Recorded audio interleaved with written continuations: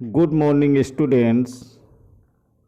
Today I will further continue the revision of first chapter of history. Old and new religions, पुराने और नए धर्म. The 1,000 years of history that we are exploring witnessed major developments in religious traditions. इतिहास के जिन 1000 वर्षों की पड़ताल हम कर रहे हैं उनके दौरान धार्मिक परंपराओं में कई बड़े परिवर्तन आए. People's belief in the divine was sometimes deeply personal, but more usually it was collective belief in a supernatural agency. Religion was often closely connected with the social and economic organization of local communities. दैविक तत्व में लोगों की आस्था कभी कभी बिल्कुल ही वैयक्तिक स्तर पर होती थी, मगर आमतौर पर इस आस्था का स्वरूप सामूहिक होता था और किसी दैविक तत्व में सामूहिक आस्था यानी कि धर्म प्रायः स्थानीय समुदायों के सामाजिक और आर्थिक संगठन से संबंधित होती थी. As the social worlds of these groups alerted, so too did their beliefs. जैसे जैसे इन समुदायों का सामाजिक संसार बदलता गया, वैसे ही इनकी आस्थाओं में भी परिवर्तन आता गया.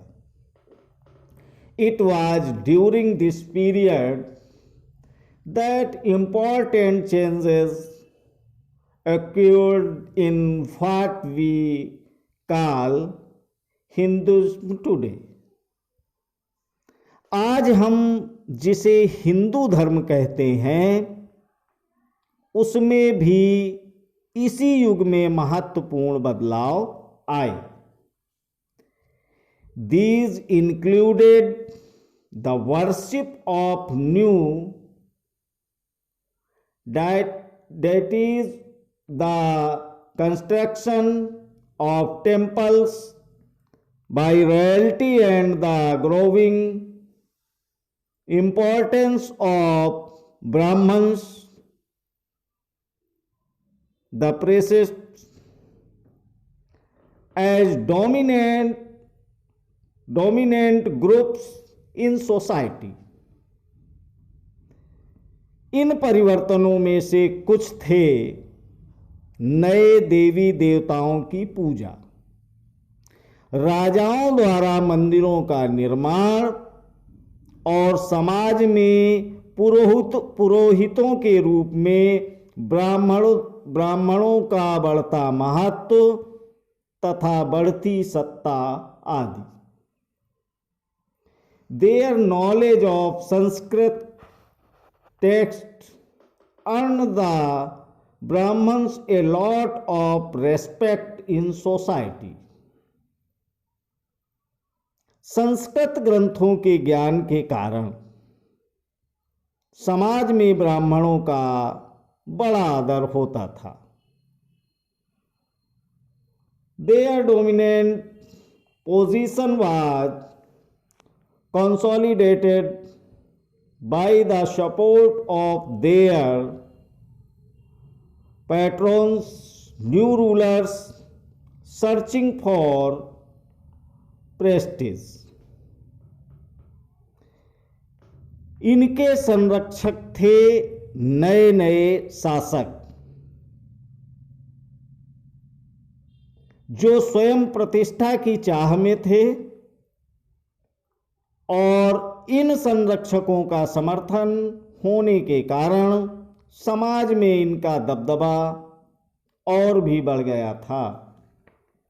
One of the major developments of this period was the emergence of the idea of bhakti of a loving.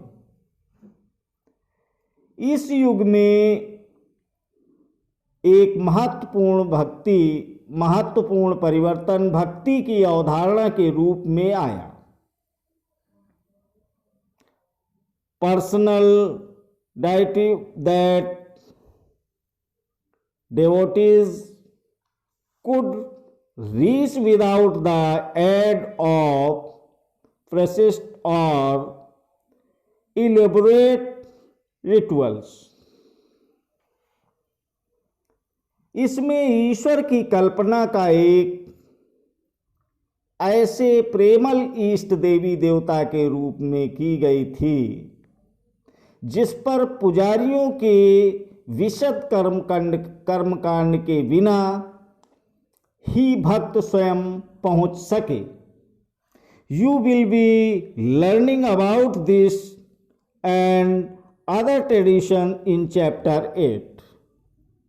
इस विषय में और साथ ही दूसरी परंपराओं के बारे में आपको अध्याय 8 में जानकारी मिलेगी। This was also the period when new religions appeared in the subcontinent। यही वह युग था जिसमें इस उपमहाद्वीप में नए नए धर्मों का भी आगमन हुआ। Merchants and migrants first brought the teachings of the Holy Quran to India in the 7th century। Quran शरीफ का संदेश भारत में पहले पहल 7वीं सदी में व्यापारियों और आप्रवासियों के जरिए पहुंचा। Muslims regard the Quran as their holy book and accept the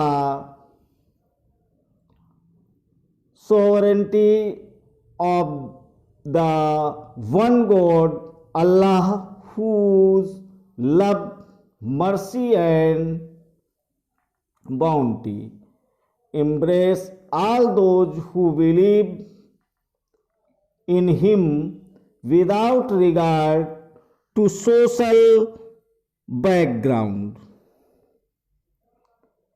मुसलमान कुरान शरीफ को अपना धर्म ग्रंथ मानते हैं। केवल एक ईश्वर अल्लाह की सत्ता को स्वीकार करते हैं, जिसका प्रेम, करुणा और उदारता अपने में आस्था रखने वाले हर व्यक्ति को गले लगाता है, चाहे उस व्यक्ति की सामाजिक पृष्ठभूमि कुछ भी रही हो। Many rulers were patrons of Islam and the ulema, learned theologians and just कई शासक इस्लाम और इसके विद्वान धर्मशास्त्रियों और न्यायशास्त्रियों अर्थात उलेमा को संरक्षण देते थे। And like हिंदुज़्म, Islam was interpreted in a variety of ways by its followers. Hindu धर्म की ही भांति इस्लाम के अनुयायी भी अपने धर्म की अलग अलग तरह से व्याख्या करते थे. There were the Shia Muslims who believed that the Prophet Muhammad's son-in-law Ali was the leader of the Muslims community, and the Sunni Muslims who accepted the authority of the early leaders of the community and the succeeding khalifas. मुसलमानों में कुछ शिया थे जो पैगंबर साहब के दामाद अली को मुसलमानों का विधिसम्मत नेता मानते थे, और कुछ सुन्नी थे जो खलीफाओं के प्रभुत्व को स्वीकार करते थे. And the succeeding khalifas. There were other important differences between the various schools of law.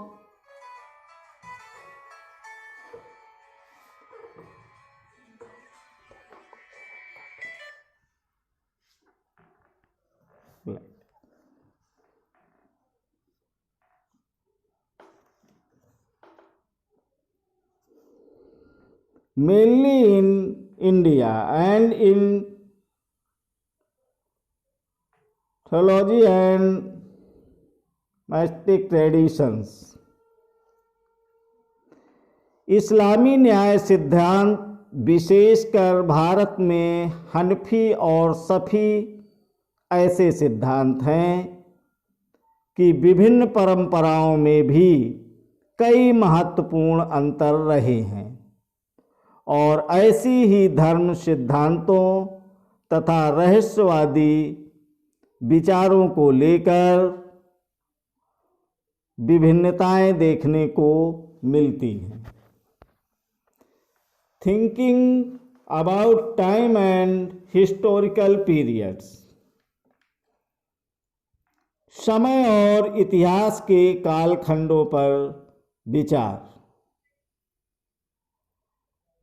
Historians do not see time just as a passing of hours,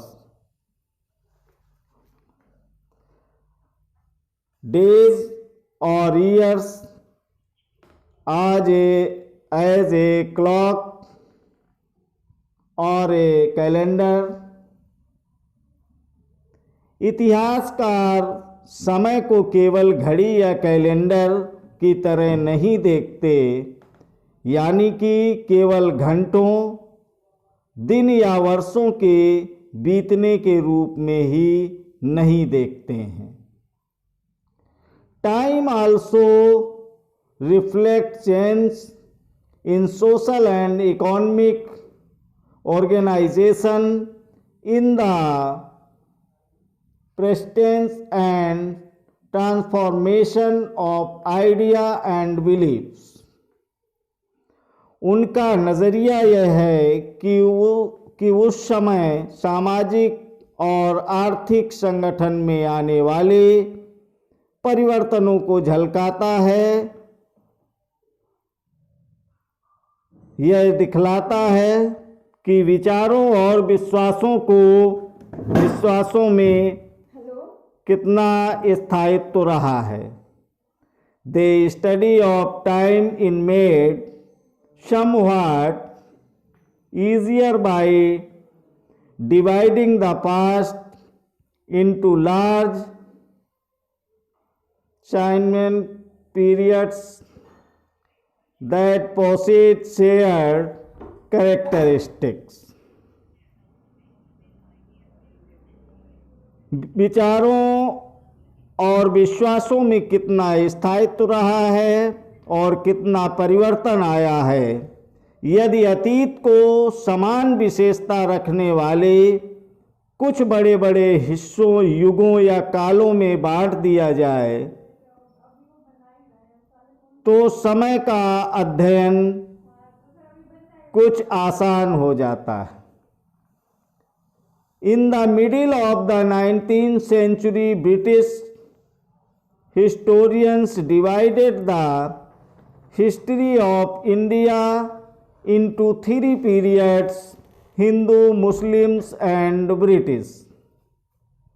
19वीं सदी के मध्य में अंग्रेज इतिहासकारों ने भारत के इतिहास को 3 युगों में बांटा था: हिंदू, मुस्लिम और British. The division was based on the idea that the religion of rulers was the only important historical change and that there were no other significant developments. ये विभाजन इस विचार पर आधारित था कि शासकों का धर्म ही एक मात्र महत्वपूर्ण ऐतिहासिक परिवर्तन होता है। In the economy, society of और culture, such as a division also ignore the rich diversity of the subcontinent. और अर्थव्यवस्था, समाज और संस्कृति में और कोई भी महत्वपूर्ण बदलाव नहीं आता। इस दृष्टिकोण में इस उपमहाद्वीप की अपार विविधता की भी उपेक्षा हो जाती थी। Few historians follow this periodization today। इस काल विभाजन को आज बहुत कम इतिहासकार ही स्वीकार करते हैं। Most look to economic and social factors to characteristic the major elements of different movement of the past।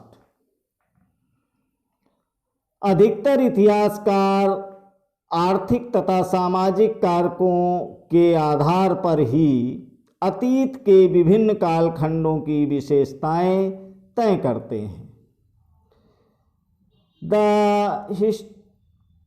histories you read last year included a wide range of early societies: hunter-gatherers, early farmers, people living in town and village, and early empires and kingdoms। पिछले साल आपने जो इतिहास पढ़े थे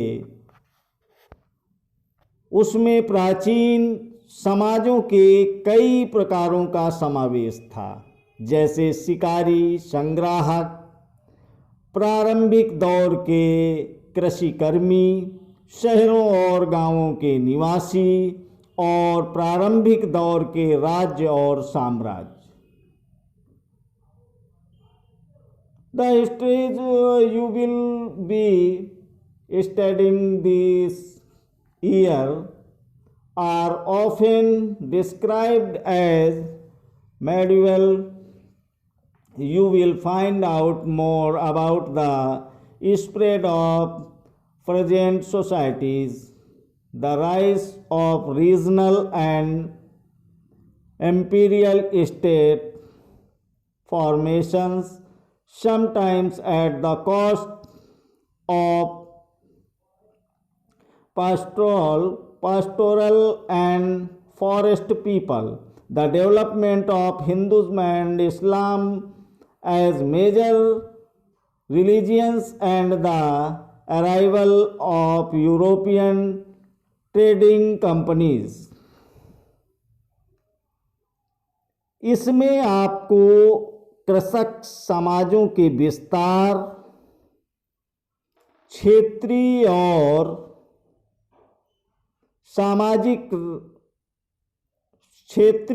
साम्राज्यिक राज्यों के उदय, कभी कभी तो ग्रामवासियों और वनवासियों की कीमत पर प्रधान धर्मों के रूप में हिंदू धर्म, इस्लाम धर्म के विकास और यूरोप से व्यापारी कंपनियों के आगमन के बारे में और विस्तार से जानकारी मिलेगी।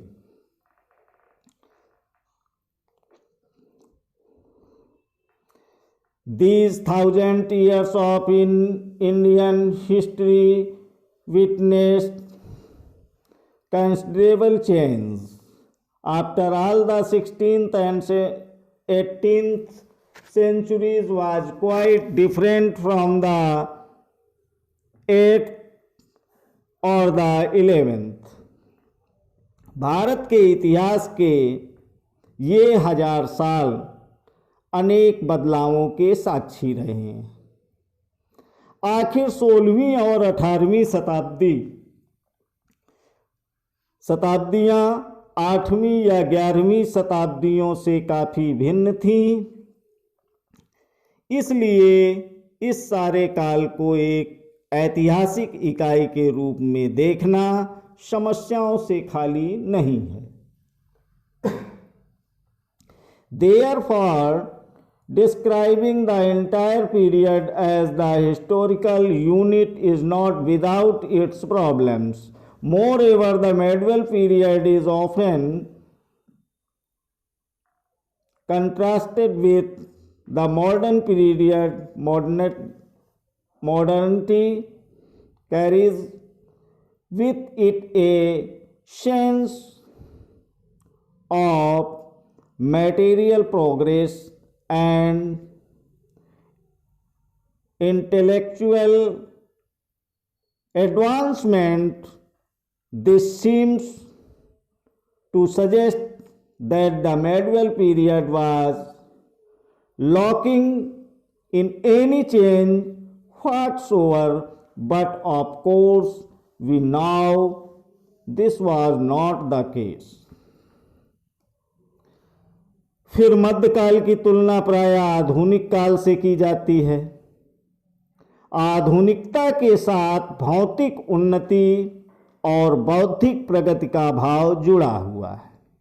इससे आशय यह निकलता है कि मध्यकाल रूढ़िवादी था और इस दौरान कोई परिवर्तन हुआ ही नहीं, लेकिन हम जानते हैं कि ऐसा नहीं था। During these thousands years, the societies of the subcontinent were transformed